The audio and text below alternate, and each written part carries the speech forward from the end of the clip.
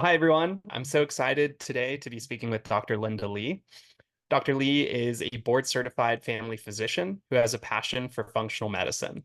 She received her MD from SUNY Upstate Medical.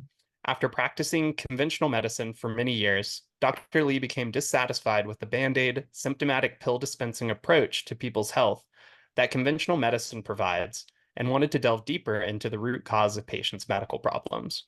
Dr. Lee now practices at Atlanta Functional Medicine, where I've had the pleasure of working with her and her team in offering bristle salivary testing. First off, Dr. Lee, thanks so much for joining me today. Thank you for inviting me. It's my pleasure. And so, I guess just to start, can you just tell us a bit about what initially attracted you to medicine? Well, I think ever since high school, I was always interested in science, especially biology. And I always thought that in the future, going to college and beyond, I would want to be like a science major. But but I also just didn't want to just study science. I wanted to be able to combine it with this helping people, helping and clinically applicable. And then the more I looked into different careers, I said, I think going into medicine or being a physician is probably the best way to be able to accomplish those types of dreams that I had, combining science and the seeing of patients, helping patients get better. So that's how I Absolutely. originally got started. Yeah. And that love for science always shows every time we speak. I know you love digging into the literature and really understanding the root cause and getting at those solutions for patients. So that makes That's perfect sense. definitely And I guess ultimately, I touched on it in the intro, but what led you down the path to functional medicine? okay. Well, originally I decided to specialize in family practice when I decided to go to what I wanted to do for residency. And initially I thought, well, family practice is they they tout it as you look at the whole patient and so it's just more holistic and you can preventative medicine, all these things. So I was like, yeah, that's really what I want to do. But then when you start actually practicing as a family physician, you find out it's not that way at all. In Mm. fact, you're expected to see like 25 to 30 patients a day, 15-minute long visits. So it becomes like it's impossible to look at a patient in 15 minutes and treat them to take the time to be able to really figure out what's going on with a patient in their health. You can't do it in 10 to 15 minutes. So it became, that's why I say it became sort of like a band-aid approach to medicine. You just put them on a medication and you don't really search for the reason why they're having the symptoms or they keep coming back with the same symptoms. Yeah, so I originally thought that that's what family practice is, but realized after practicing that way for a long period of time, many, many years, I was like, this is not what I expected, or this is Mhm. not what I really wanted to do in terms of the way I see patients. So, but then it took basically what happened was one of my daughters when she was 14, was diagnosed with systemic lupus erythematosus, lupus, Mhm. and which is an autoimmune disorder. And she was very sick. We took her to all the top specialists who told us this is the treatment for it. We put her on if she doesn't if this flare doesn't resolve, we use steroids, we use chemotherapy medications, and it was like very scary. And I'm thankful they have those types of medicines because it's needed in people who are very sick like that. But I was looking for more for like, okay, what can we do to prevent flares, prevent my daughter from having a bad flare so you don't have to use those medicines. And there was really no research into it. They're like, "Well, there's nothing you can really do. Just if she gets sick, let us know, and then we'll throw all these hardcore medicines at it." So that's how I kind of got started in looking at sort of more preventative or root cause um, medicine. Back then, this is over 20 years ago. Back then, it wasn't even called functional medicine. Like nobody did anything like this. It was more like alternative medicine or something like that. So, but I started to investigate. I went to a couple of conferences, And that's where I discovered there was actually a lot you could do to prevent autoimmune flares, and just many things you can do just by lifestyle, by certain supplements, nutrients. That's what I mean by like supplements. And that's how I got interested in it. And it was amazing because she actually went into remission completely. Yep, without anything hardcore medication wise. In fact, there was a time period where she was on no medications for years and never had, we almost forgot she even had lupus. So that's kind of how I got started. And then I got more and more into it. And I was like realizing that if you figure out the root cause of different patients' symptoms, you can oftentimes put them in remission or help cure whatever is causing the issue. And so then later it was called functional medicine, and more people were getting like trained in it, you know. So I feel like I was really the outlier in the beginning. Like people were like, what is she doing? But now it's become more mainstream.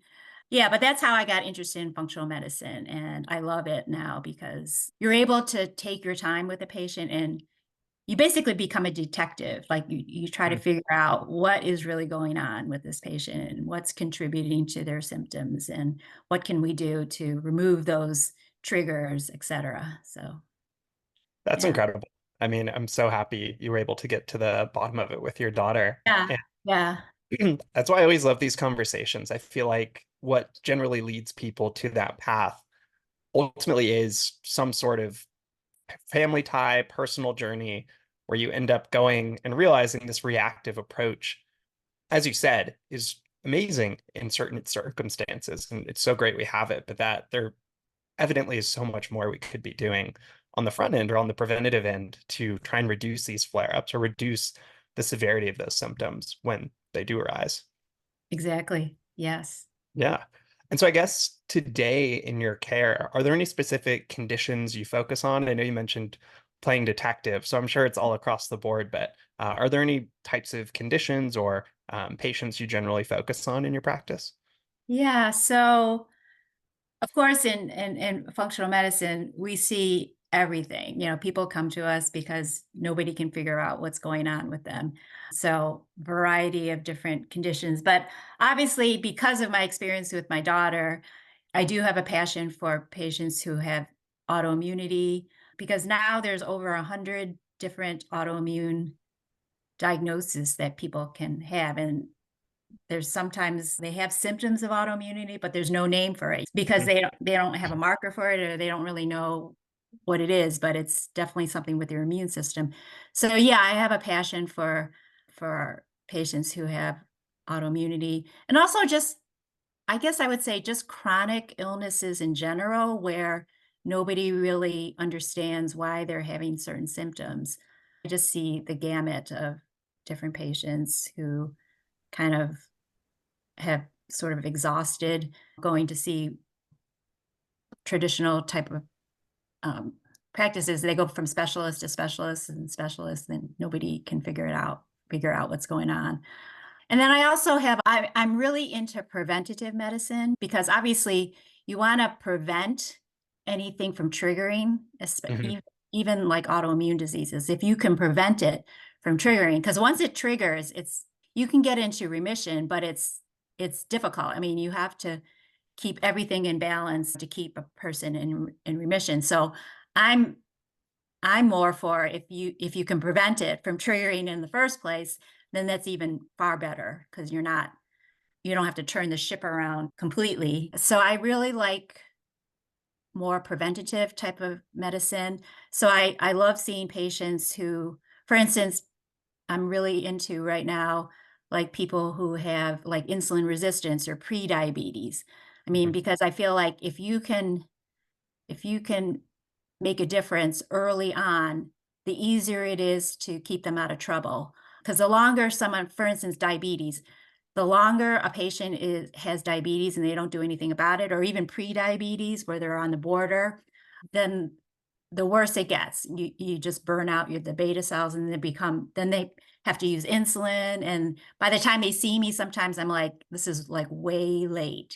It's much, they want me to like cure them from Now it's become type 1 diabetes because they just lived a life where everything has been out of whack for so long and they didn't really think it would have any consequences. Yeah, so I'm all for like preventative sort of medicine and trying to change their lifestyle and their diet and make sure they're optimal and different nutrients and long before anything can happen. So many illnesses like so just prediabetes or cardiovascular disease, you want to prevent things from that, from people from developing cardiovascular disease or having an eventual heart attack and dementia also. I mean, the earlier you start with patients who are having cognitive issues, the better, because you can actually prevent them from developing dementia. So Yeah, that's I mean, my big focus. yeah, I mean, it's incredible just how many different types of patients you're interacting with and just the Mhm. breadth of knowledge it must require to know how to tailor those different types of interventions to patients. And really, I'm assuming so much of it goes into understanding the patient, which I do have a question on in a Mm. second. But first, I think with in cases of diabetes or heart disease, or even what we see with gum disease, oftentimes these diseases progress asymptomatically or with symptoms that may not jump out to you if you're not looking for them or if you're not aware of them. I know there's some statistic for heart disease that often one of the first signs you'll have of certain heart conditions is a heart attack. Mhm. And I think it raises a lot of awareness, or we need to raise a lot more awareness to folks of what are those early indicators that you should be looking for so you can catch it early before it hits this irreversible stage where things can't be fixed. But to my question, I guess for somebody who's unfamiliar with what a visit like this might look like, as you mentioned, most consumers and most patients are used to, I might see my doctor for 10, 15 minutes in the appointment, and then they have to go and run to the next one. What could somebody expect at a visit to your practice, Atlanta Functional Medicine, or another functional medicine clinic? What would they expect? How would that seem different to them from visiting you versus what might be a traditional medical visit? Oh, it's very, very different. So number one, your visit is not 15 minutes. It's at least an hour. For me, an initial visit, depending on how complicated the patient is, it's like an hour and a half, like the initial visit, just because you have to dive into everything, their whole timeline of history of their medical history, because everything that happens to them in their lifetime ties into their present health. So we look at that. If they're having certain symptoms, I try to figure out if there's any correlation between their symptom and something that happened, or maybe they got an infection, or maybe they got just various different things like that. So it takes, you really do dive into their history with a fine tooth comb, so it's a much longer visit. The other difference is that we do a lot more comprehensive testing. Like like if you go to your family doctor, usually your longest visit will be your physical, right? And even at your physical, they order just basic labs, your cholesterol panel, maybe chem profile, just very basic, because that's only the only thing that insurance covers, unfortunately. That's why these family physicians, that's why they order it. I mean, you can't blame them for like they don't order enough things, but in functional medicine, we order a lot of deeper testing. Like for instance, if they're having a lot of gut issues, we'll order like a comprehensive stool analysis, which looks at good and bad bacteria, et cetera. We order a lot of testing having to do with nutrients because sometimes if you're nutrient deficient, it can have a big impact on your metabolism or whatever symptoms you're having. Cardiovascular wise, we dive deeper into that. Like instead of just ordering a fasting glucose, we order insulin levels because insulin is a hormone that spikes when your sugars go up. So it's not just a simple like one-time glucose test and oh, everything looks fine. You have to look at insulin levels. I oftentimes will sometimes recommend a continuous glucose monitor because then we can see what's going on with their sugars over a long period of time and how foods are contributing to sugar spikes.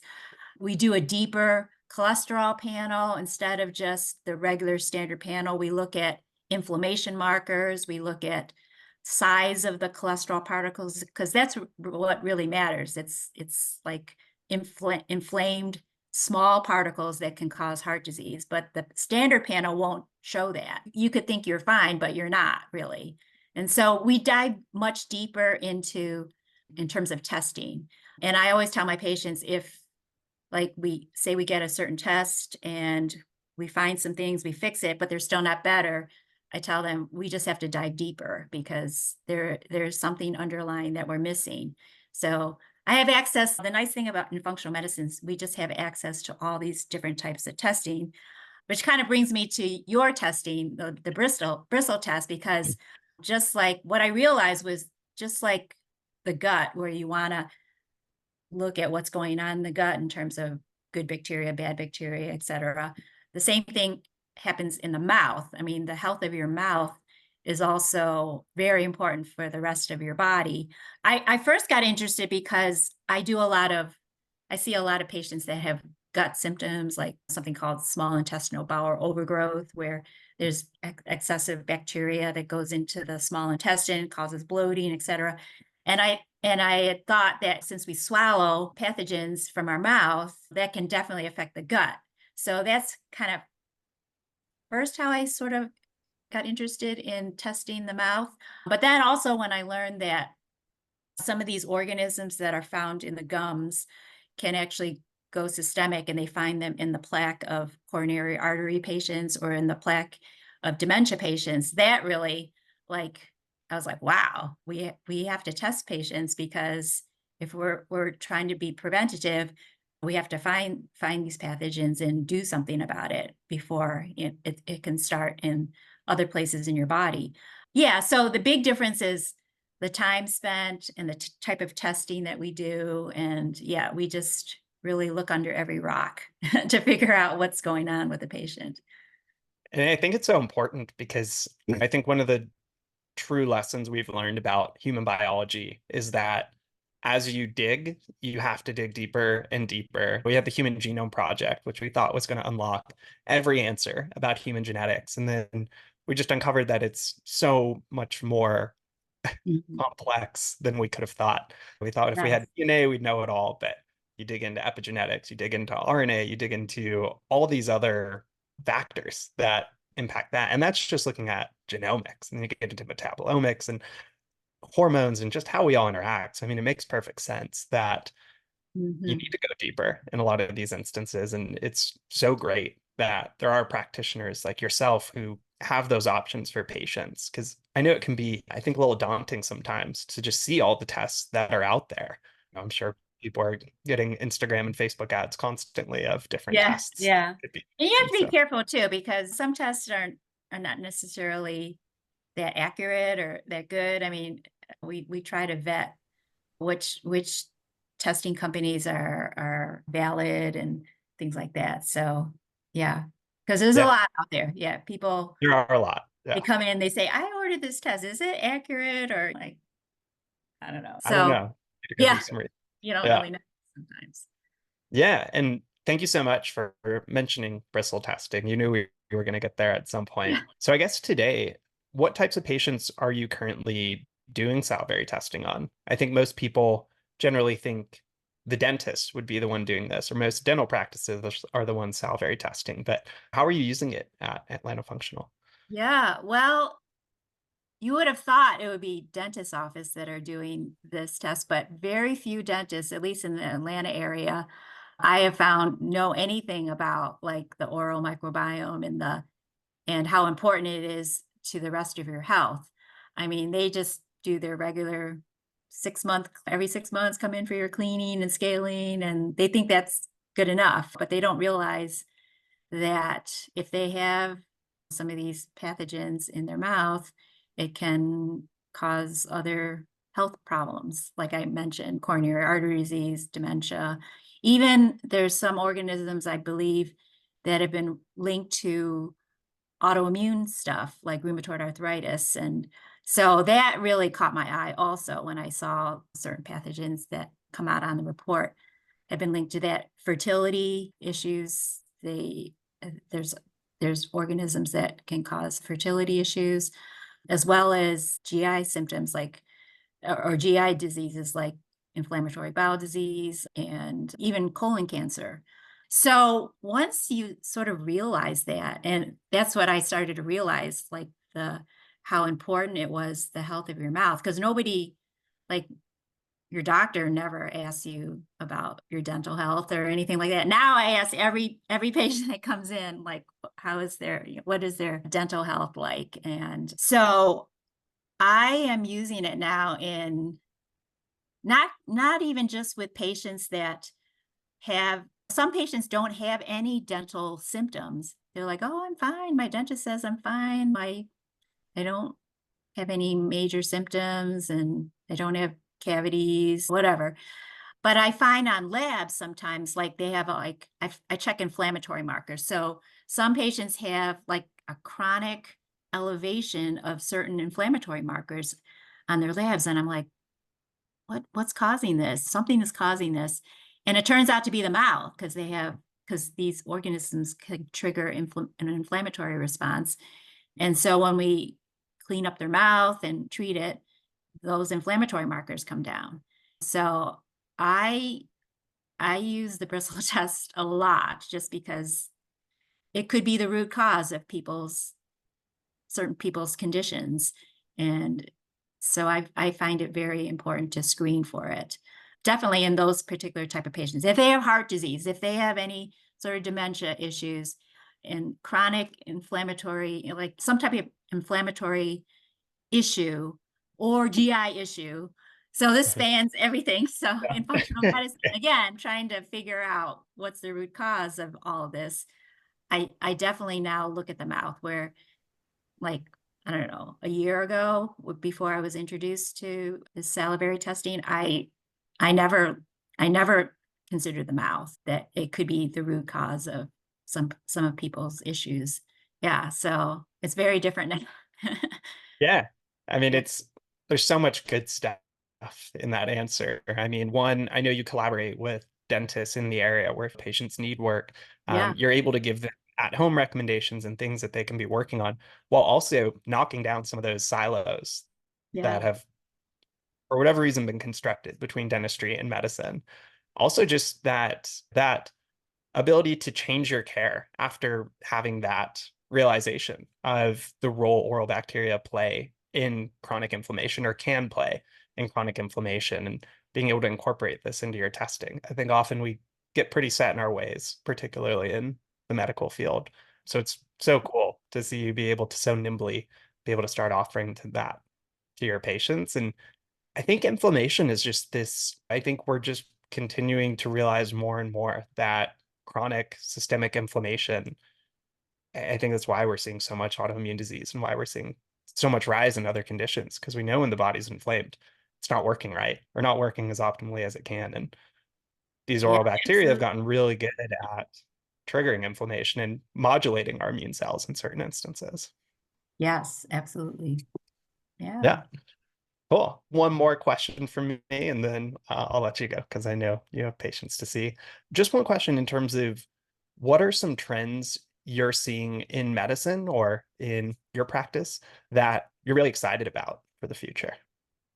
Well, I would say I am very excited about just there's been an explosion of information about the microbiome itself. It started off the gut microbiome and just because 80% of our immune system lies in the gut. So I always look at the gut. And so yeah, there's been an explosion of and knowledge that has gone into the gut microbiome. But I'm even more excited now about the mouth microbiome. I think it can be even expanded even more so than what it is now. There's just that research going on to the different pathogens or different good bacteria that's in the mouth and what it can actually do. So I'm really excited about that trend in medicine that people are looking in that direction. I also am excited about like the trend in medicine now for some practices is in the wearables, like the continuous glucose monitor, Yeah. where you can get so much data from that, and they're coming out with more and more wearable type of devices, and I love that. And if you can integrate that into where your doctor can like see your data and then make recommendations based on that, all different types of parameters like your sleep and then your blood pressure and then your glucoses and heart rate variability, all these different factors that play an integral role in your health. I'm excited to kind of see that blossom now, and it's kind of starting out. And I really love to get involved with like things like that, sort of cutting edge medicine that I I'm excited. That type of thing gets me really excited. Just sort of the cutting edge, new things that, because I'm always looking for new things that can help me help my patients, because some patients it's very difficult to get them better, but you have to keep thinking outside of the box and keep searching and keep there's always new things coming out. And so I'm always excited about new things and well-researched things. As you said, I always Yeah. ask you all these questions about like, well, can you send me the scientific paper on that or the research that's done on that? Yeah. So I'm very excited because it's just like there's so much out there that we don't know. Mhm. And the more we know, the better we can become as a physician to help our patients. Yeah. It's so exciting seeing a doctor's face light up talking about cutting edge treatments and advances in wearables and microbiome. It's just so great to see because I mean, I'm obviously a data nerd having Yeah. Crystal. I feel like I am too. Yeah, and I don't know how you couldn't be because it gives physicians like yourself so much more information to be able to start actually getting at the root cause of what's causing patient symptoms and reducing so much of that guesswork and that patient journey to really shorten it and lead to better results. Awesome. Well, thank you, Dr. Lee, so much for being so generous with your time and giving such incredible answers. I was very much looking forward to this conversation and now I know why. For people who want to learn more, yeah. So for people who want to learn more about you and your practice, can you tell us where's the best place they can find more information? Yeah, they can go to atlantafunctionalmedicine.com. That's the website of the place where I work. Yeah. And so they can find me there and find info about me there. And if they're in the Atlanta area and they wanted to make an appointment, that's awesome too. So yeah. Perfect. Awesome. And we'll include that link in the video description as well. So anybody who's Okay. interested in learning more about Atlanta Functional and paying Dr. Lee a visit, Uh-huh. you'll have access to it there. But yeah, thanks so much again. Really great speaking Okay. with you. You're welcome. Thanks for inviting me.